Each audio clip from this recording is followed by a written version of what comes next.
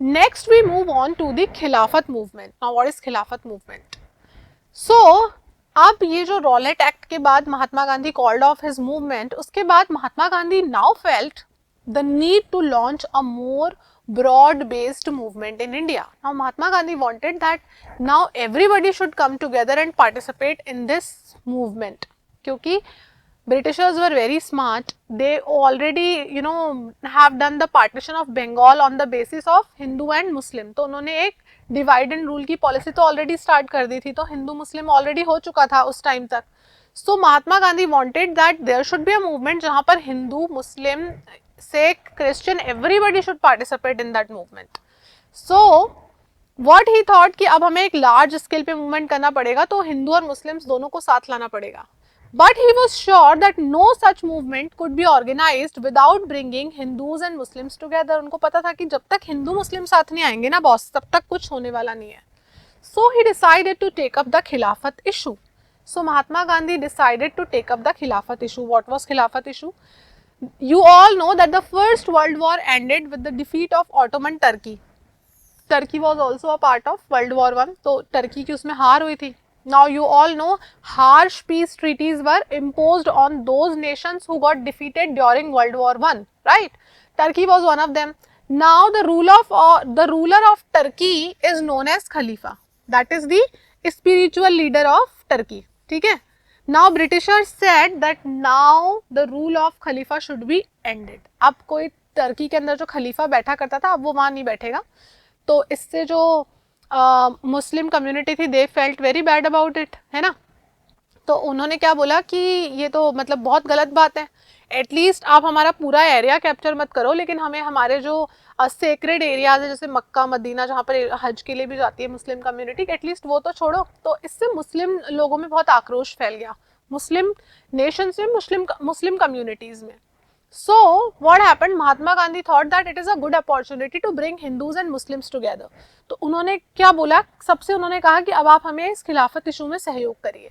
So a Khilafat committee was formed in Bombay in March 1919 to defend the Khalifa's temporal powers. So a Khilafat committee was formed where it was formed in Bombay, in which year? In March 1919, ताकि खलीफा के जो power था उसको वापस से restore किया जा सके. ओके अब इसमें महात्मा गांधी की हेल्प किसने करी? Khilafat movement was already led by two brothers, Shaukat Ali and Mohammad Ali, है ना. You have to remember these names, exam में कभी आ सकते हैं ये. So this Khilafat movement was basically led by two brothers, Shaukat Ali and Mohammad Ali. Mahatma Gandhi ji ने क्या किया? Mahatma Gandhi ji met them, okay, कि अब हम भी खिलाफत आंदोलन में आपका सहयोग करेंगे. And Mahatma Gandhi ji convinced the Congress leaders also. Mahatma Gandhi ji was the one of the leader of Congress party. So Mahatma Gandhi ji convinced all the Congress leaders in the Calcutta session. अब कांग्रेस के क्या है, अलग अलग सेशंस हुआ करते थे, कैलकाटा में, लाहौर में, मद्रास में, बॉम्बे में, अलग अलग जगह पे. So in the Calcutta session, Mahatma Gandhi ji convinced all the Congress leaders to support Khilafat movement because पहले Congress wasn't supporting it, okay. लेकिन महात्मा गांधी जी ने कन्विंस किया सबको that you all should support Khilafat movement. And then he started a non-cooperation campaign for Swaraj. Finally, Swaraj means independence, right? Freedom. So finally, Mahatma Gandhi ji convinced everyone, and then for the Khilafat movement and for a non-cooperation movement. So Mahatma Gandhi ji also wrote many books. One of the books he wrote is known as Hind Swaraj. ठीक है? In 1909, he wrote a book called Hind Swaraj. So according to this, it is as I told you, according to Hind Swaraj, which is a famous book of Mahatma Gandhi, British rule was established in India with the cooperation of Indians. है ना, बिल्कुल सही बात है. Britishers came to India for trade basically initially, East India Company, ठीक है. Later they realized कि यहाँ के जो किंग्स है वो आपस में लड़ते रहते हैं, और कुछ लोग ऐसे थे जो ब्रिटिशर्स को इस काम में सपोर्ट कर रहे थे, राइट. ब्रिटिशर्स ने आपस के लोगों की फूट का फायदा तो उठाया ही, लेकिन कुछ कम ऐसे थे, जैसे मराठों के बारे में अगर आप पढ़ोगे तो आपस में जब उनकी लड़ाई हो रही थी तो वो क्या कर रहे थे, इनका हेल्प ले रहे थे ब्रिटिशर्स की. तो ब्रिटिशर्स को ये चीज़ पता चल गई थी, और gradually with the help of Indians only they could establish their rule in India. तो बिल्कुल सही बात है. So he wrote that British rule was established in India. How come? with the cooperation of Indians itself. So if India refused to cooperate, British rule in India would collapse within a year only, right? And Swaraj would come, right? बिल्कुल सही बात है कि अगर Indians refuse कर देते cooperate करने के लिए तो ब्रिटिश रूल एक साल के अंदर खत्म हो जाता है ना, and we would have got freedom which is swaraj. Thus, Gandhi ji proposed non cooperation movement, है ना. तो गांधी जी सेड कि अब हमें क्या करना पड़ेगा, non cooperation. We can not cooperate with Britishers anymore the way we did earlier, अब नहीं करना. So we will be carrying out a movement called non-cooperation movement, but in different stages, right? Okay. So you can see one of the pictures here, non-cooperation movement. They are boycotting the foreign goods, people. So why non-cooperation movement only? So जैसा कि I told you, क्यों Britishers यहाँ पर राज्य अपना स्थापित कर पाए, क्योंकि कुछ यहाँ के लोगों ने उनकी मदद की थी, है ना. तो आप मदद करना बंद कर दो, कोऑपरेट करना बंद कर दो, ठीक है. नाउ ये अब कैसे होगा ये non cooperation movement? Okay, it should begin with the surrender of titles that the government awarded and a boycott of civil services. Now first let us understand, it should begin with the surrender of titles that the government awarded. Now Britishers were very cunning, right. तो ये क्या करते थे, कुछ ऐसे Indians थे जो बहुत ज़्यादा पढ़े लिखे थे, वो तो ब्रिटिश रूल को सपोर्ट भी कर रहे थे. तो ये लोग क्या करते थे, बहुत सारी उपाधियां यहाँ के लोगों को दे देते थे, जैसे राय बहादुर, दीवान बहादुर. पुरानी हिंदी फिल्मों में अगर आपने देखी है तो सुना भी होगा राय साहब, दीवान साहब. बाद में फंडामेंटल राइट्स के अंदर इसको बैन भी कर दिया गया है, राइट. नाइटहुड, सर, ऐसे बहुत सारे टाइटल्स ये इंडियंस को दिया करते थे. So Gandhi ji said now we have to surrender these titles which the government has awarded us. सो इसी के अंदर रविंद्रनाथ टैगोर को नाइटहुड की टाइटल ब्रिटिशर्स ने दिया था, राइट. सो जलियांवाला बाग मैसाकर के बाद Rabindranath Tagore has returned his knighthood वाला title. Okay, so Gandhi ji said that we all should surrender the titles which so ever government has awarded us. Gandhi ji को भी दिया था ना केसरे हिंद का. Okay, and we should also boycott civil services. ठीक है, जितने भी सिविल सर्वेंट्स हैं वो जाएंगे नहीं सिविल सर्विसेज में. अब कोई ऑफिस नहीं जाएगा. आर्मी रिजाइन कर दो, पुलिस रिजाइन कर दो, कोर्ट्स बंद करो, लेजिस्लेटिव काउंसिल्स का बॉयकॉट करो, do not go for the meetings. Schools मत जाओ, बच्चों से उन्होंने कहा स्कूल्स मत जाओ, टीचर्स से उन्होंने कहा आप भी पढ़ाने मत जाओ. And boycott of foreign goods. Okay, now Britishers were very smart. क्या कर रहे थे, यहाँ से रॉ मटेरियल लेके जा रहे थे ब्रिटेन में. वहाँ पे इंडस्ट्रियलाइजेशन ऑलरेडी हो गया था, क्योंकि ऑलरेडी यहाँ से इतना वेल्थ ड्रेन करके ले जा चुके थे. Lot of money they made, right. वहाँ इंडस्ट्रीज में उसी रॉ मटेरियल से फिनिश्ड गुड्स बना के वापस इंडिया में ही भेज रहे थे. Now you see how smart they were. यहाँ से रॉ मटेरियल बिल्कुल सस्ते दामों में खरीद रहे हैं, फिर उसको फिनिश कर रहे हैं और यहीं लाकर बेच रहे हैं, मतलब डबल प्रॉफिट कमा रहे हैं ना. So Gandhi ji said you have to boycott all these things. Okay, then in case the government used repression, a full civil disobedience campaign would be launched. अब अगर ये करेंगे हम तो गवर्नमेंट भी एक्शन रिएक्शन, वही गवर्नमेंट भी रिटेलिएट करेगी, British government. If the government रिटेलिएट्स तो क्या करो, एक फुल सिविल डिसओबीडियंस कैंपेन हम चलाएंगे. ठीक है. Through the summer of 1920 Mahatma Gandhi and Shaukat Ali toured extensively. तो 1920 तक के through the summer of 1920 Mahatma Gandhi और Shaukat Ali they went to the entire, I mean they took a tour in whole of the India, and they convinced people for taking part in this movement, right. They convinced people that you should boycott civil services, you should boycott schools, foreign goods, etc.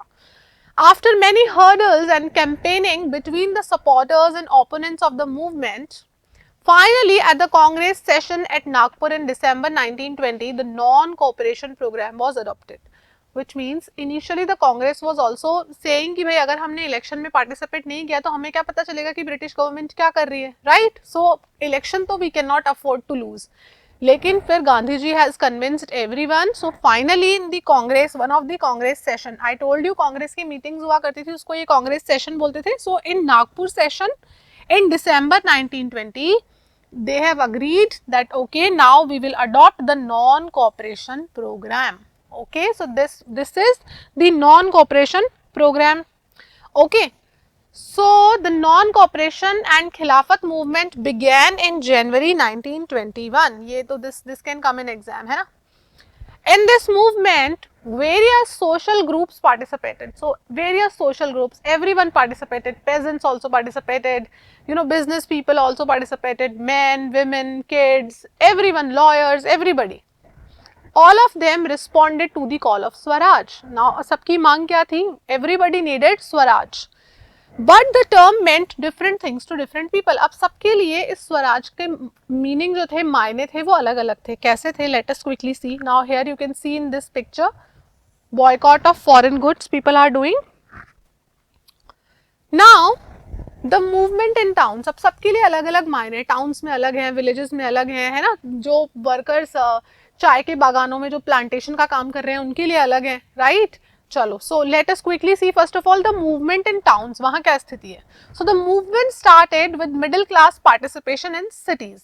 Okay, so all the middle class people. See, पता है आपको middle class कहाँ रहता है? ज्यादा शहरों में ही देखने को मिलता है. सो द मूवमेंट स्टार्टेड, सबसे पहले मिडिल क्लास लोगों ने पार्टिसिपेट करना शुरू किया. बच्चों ने स्कूल जाना बंद कर दिया. Teachers also stopped going to the college. So let us see. Thousands of students left government controlled schools. जितने भी गवर्नमेंट स्कूल्स थे वहां पर बच्चों ने जाना बंद कर दिया. And the teachers also resigned and lawyers gave up their legal practices. Lawyers also stopped going to the courts and they stopped doing their legal practices. The council elections were boycotted in most provinces except Madras. Now the council elections जो होने वाले थे उनको भी क्या किया गया? Boycott किया गया. Boycott means बहिष्कार करना, right? That no, we will not participate in this. Okay. Except Madras. See, Madras was a province that time. अब मद्रास में boycott क्यों नहीं किया? Because where except Madras, where the Justice Party. Now what is Justice Party? The party of the non-Brahmins. So basically the majority of the people in Justice Party were non-Brahmins. ठीक है. अब इनको क्या लग रहा था? They felt that entering the council was one way of gaining some power, something that usually Brahmins only had access to. तो इनको क्या लग रहा था कि ज्यादा पावर किसके पास में? ब्राह्मण्स के पास में. और जस्टिस पार्टी में कौन थे? नॉन ब्राह्मण्स थे. So they thought if we'll participate in the election at least we'll get some power and position. So again वही because of some thing people this happened. Okay, so the efforts of non cooperation on the economic front. अभी हमने देख लिया socially लोग क्या क्या कर रहे हैं. Now let us talk about the economy also. Economic front पे क्या हो रहा है? The effects of non cooperation on the economic front were more dramatic. क्या हो रहा था? Foreign goods were boycotted, liquor shops picketed. Picketed का मीनिंग क्या होता है? People you know stood before the shop. ठीक है, शॉप जो होती थी लिकर शॉप, उसके बाहर लोग खड़े हो गए.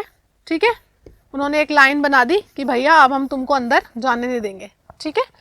And foreign cloth burned in huge bonfires. People have kept all the foreign clothes on the road और एक bonfire सा बना के उनको सब में आग लगा दी. ठीक है. So this was the effect on economy. अब इससे क्या होगा? इकोनॉमी डिस्ट्रॉय होती जा रही थी. बट ग्रेजुअली क्या हुआ? This movement in the cities gradually slowed down for a variety of reasons. Gradually for the variety of reasons. Slowly and gradually this movement slowed down. Why? Because Gandhiji said that you should boycott foreign goods and wear those या जैसे जो India में ही manufacture हो रहे हैं जो कपड़े उन्हीं को पहनो. अब क्या बन रहा था यहाँ पे? खादी के कपड़े. अब जो खादी होता है it is often more expensive then mass produced mill cloth. Khadi का जो कपड़ा बना होता है जो हाथ से, उसमें बहुत मेहनत लगती है. तो वो क्या होता है? उसकी क्वालिटी तो अच्छी होती है लेकिन वो एक्सपेंसिव भी होता है. अब वेल्थ तो सारी कौन लेकर जा रहा है? ब्रिटिशर्स. ऊपर से टैक्स भी लगा रहे हैं दुनिया भर के. तो लोगों के पास तो पैसा नहीं है ना इतना कि वो इतने महंगे खादी के कपड़े खरीदे.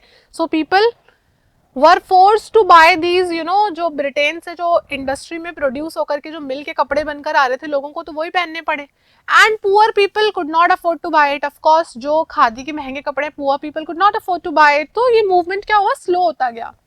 सो how then could they boycott mill cloth for too long. अब जब इतने महंगे खादी के कपड़े हैं तो ज्यादा समय तक तो लोग उसको खुद को खरीदने से रोक नहीं पाएंगे, है ना. मिल के कपड़े उनको अल्टीमेटली बेचारे खरीदेंगे ही. This movement slowed down due to a variety of reasons such as khadi clothes are expensive. ये तो this is one of the reasons. Second reason, less Indian institutions for students and teachers to choose from.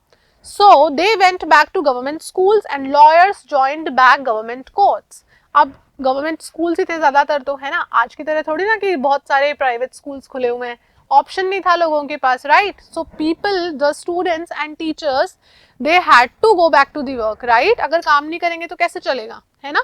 So they had to go back to the work and lawyers also they had to practise, क्योंकि अगर वो काम नहीं करेंगे तो बेचारे पैसा कैसे कमाएंगे. सो द मूवमेंट स्लोड डाउन.